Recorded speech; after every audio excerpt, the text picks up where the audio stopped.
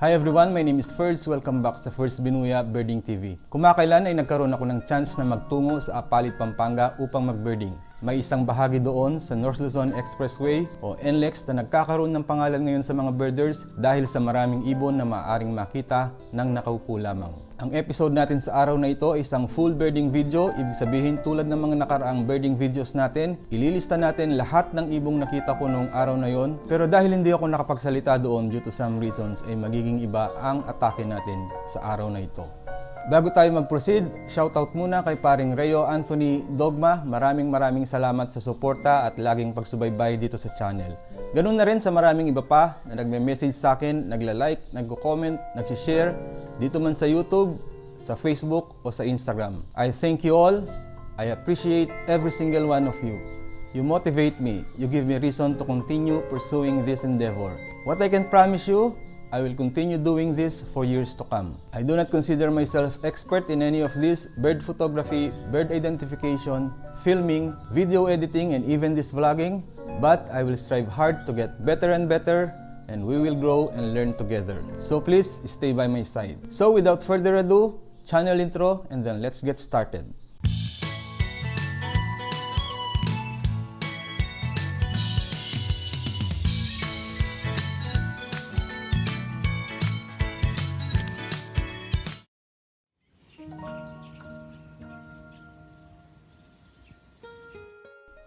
Ang unang ibon na ililista natin ay ang ibon which is making its grand debut dito sa ating channel, ang Philippine Swamp Hen, Akbag sa Filipino. Marami akong nakita doon, more or less 10, but I'm sure there have been much more dahil maraming pwedeng pagtaguan ng mga ibon doon. Noong una, I was kind of frustrated dahil pawang malala yung mga nakikita ko, but then as time went by, may mangilan-ngilan na rin akong nakita sa malapit. Meron pang ang isa na may kasamang inakay. Hindi na lifer ang ibong ito sa akin, nakita ko na ito dati sa Candaba Swamp, dito rin sa Pampanga at sa Canarem Lake sa Victoria, Tarlac, but this is the first time na nakunan ko ito ng video. Ang Philippine Swamp Hen ay nabibilang sa mga species ng ibon na dating tinatawag na Purple Swamp Hen. May mga authorities na kinukonsider pa rin itong subspecies lamang, tulad halimbawa sa aklat na Birds of the Philippines ni Desmond Allen, pero may ilan din na itinuturing na itong full species tulad ng eBird na gaya ng nabanggit ko sa isang video ay siyang ginagamit ko in my nomenclature. Ang species na ito ay dito lamang sa Pilipinas makikita, making it endemic. Itinuturing itong uncommon with declining population. Madi-differentiate ito sa iba pang purple swamp hen by its olive chestnut mantle and scapulars, and the whole plumage is tinged with ash gray. Wikipedia. For comparison, heto ang litrato ng Philippine swamp hen sa kaliwa at gray-headed swamp hen sa kanan, isa pang species na dating nabibilang sa nasabing purple swamp hen. Kuha ko sa Saudi Arabia in 2019. Bird number 2 ay isa pang ibon na so far ay bihira niyong makita dito sa channel, ang wandering whistling duck, pato o baliwis sa Filipino. Isa itong common to abundant and widespread resident. Marami akong nakita nung araw na yon, about 20 I must say. However, this is noticeably less kaysa sa mga previous 2 visits ko sa lugar in which I saw hundreds of them. It's probably because of the time dumating kasi ako sa lugar, midday at around 12:30 PM. Tulad nung naunang akbag ay may nakunan din akong parent ducks na nagpapakain ng kanilang mga inakay. As you can tell naman, maganda ang lugar para sa pagpapalaki ng mga batang ibon.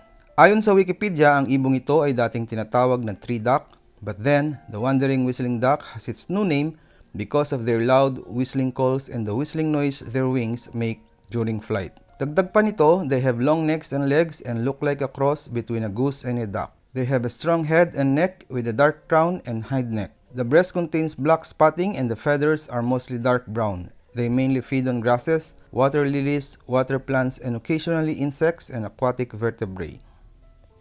Bird number 3 ay ang Pheasant-tailed Jacana, Balantukan o Gok, very locally common resident in Luzon and Mindanao, at scarce migrant and winter visitor. This bird hindi ito bago sa channel, having been recorded sa local pots ko, but this is the first time na lumilitaw ito in video. Yun nga lang, they aren't the best as you can see. There were a few that day, much lesser than my first and second visits. Ang Pheasant-tailed Jacana, to quote from Wikipedia, like all other jacanas, they have elongated toes and nails that enable them to walk on floating vegetation vegetation in shallow lakes their preferred habitat. They may also swim or wade in water, reaching their body while foraging mainly for invertebrate prey. Ayon pa dito, ito ang natatanging jacana na may different breeding and non-breeding plumages. Sa tuwing breeding ay nagkakaroon sila ng elongated central tail feathers kung saan hango ang kanilang pangalan. Sa video, makikita nyo ang mahabang buntot na ito. Bird number 4 ay ang ibong maaring siyang unang makita ninyo kung sakaling mapasyal kayo doon, ang Eurasian or common moorhen, riwariw or ulok sa Filipino. Sa Kapampangan, tinatawag namin itong wis o uwis. Common and widespread resident and a probable winter visitor, naglipa na ang ibong ito sa lugar, makikita saan man bumaling, malayo o malapit man. May mga adult at pati na rin juveniles.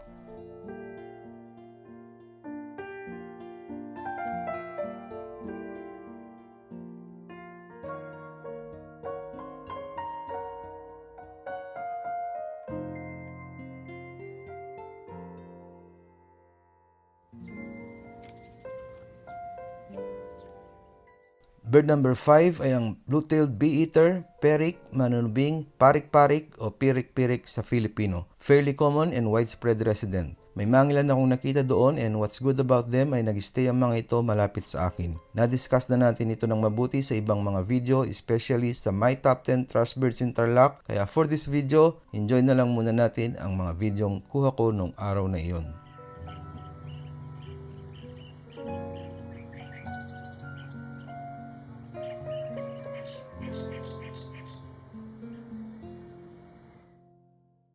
Bird number 6 ay ang clamorous reed warbler, rakrakit. Common and fairly widespread resident. May mangilan din na malapit sa akin kaya naman dinig ko ang huni nila most of the time na nandoon ako. If you want to learn more about this bird, including its confusing identity, check my video, The Next 10 Most Common Birds in Tarlac.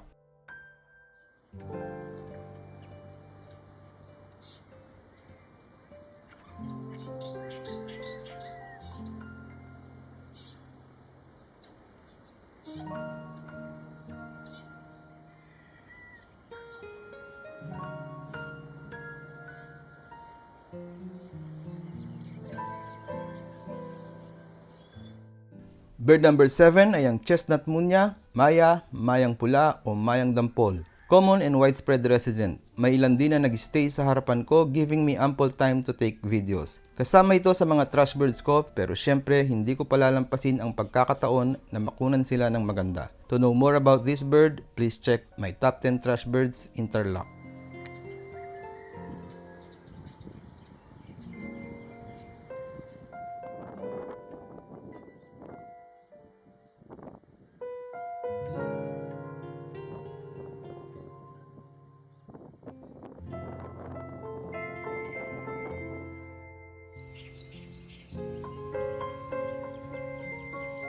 Bird number 8 ay ang white-breasted waterhen, tiok o tariwakwak. Very common and widespread resident. Marami din sa lugar, though dahil magaling magtago ang mga ito ay nahirapan akong kunan sila ng video. Ilang beses na ninyong nakita ang ibong ito dito sa channel, being common kahit sa local pots ko, pero tatalakayin natin ito ng maigi sa isang upcoming video ko.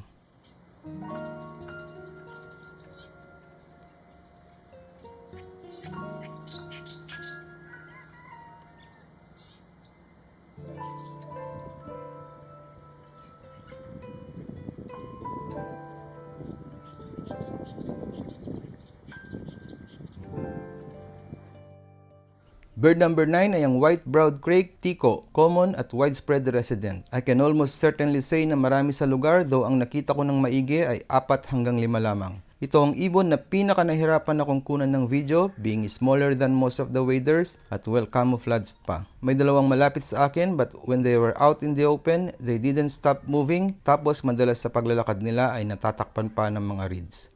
Bird number 10 ay ang purple heron, kandangaho, fairly common and widespread resident. I saw 4 of this gigantic bird that day. Hindi na bago ito sa atin, we've seen it a lot of times dito sa channel, and I'm preparing a video kung saan nasa spotlight ang family nito. Let's wait for that one para sa mga detalye about this bird.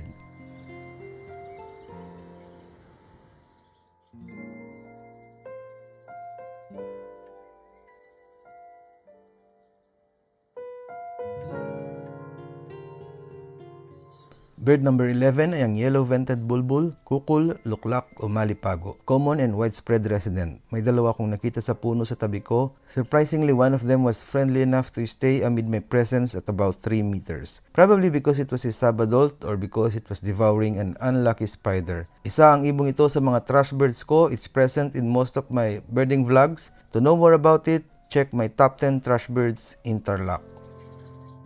Ang mga susunod na ibon, nakita ko pero hindi napicturan o kung napicturan ko man ay of documentary quality lamang, kaya naman bibilisan na natin ang pagbilang sa kanila. Anyway, ang mga ibong ito ay na-discuss na natin sa mga nakarang video at kung hindi man, tinitiyak ko sa inyo ay gagawin natin in the future. For now, gagamit muna ako ng stock photos para at least may idea kayo sa itsura ng ibong tinutukoy ko. So, let's sit back and relax and enjoy this soothing country music.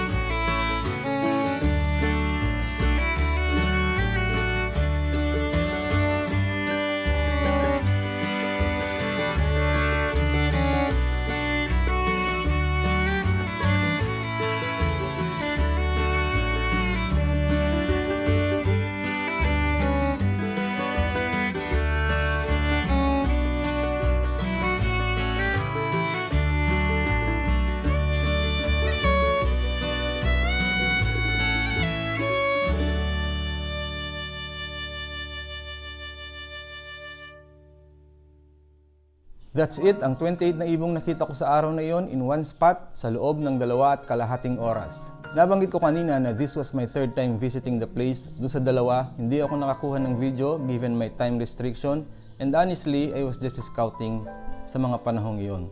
Hanggang dito na lamang muna. Maraming salamat sa panonood at sana ay nag-enjoy kayo at may natutunan.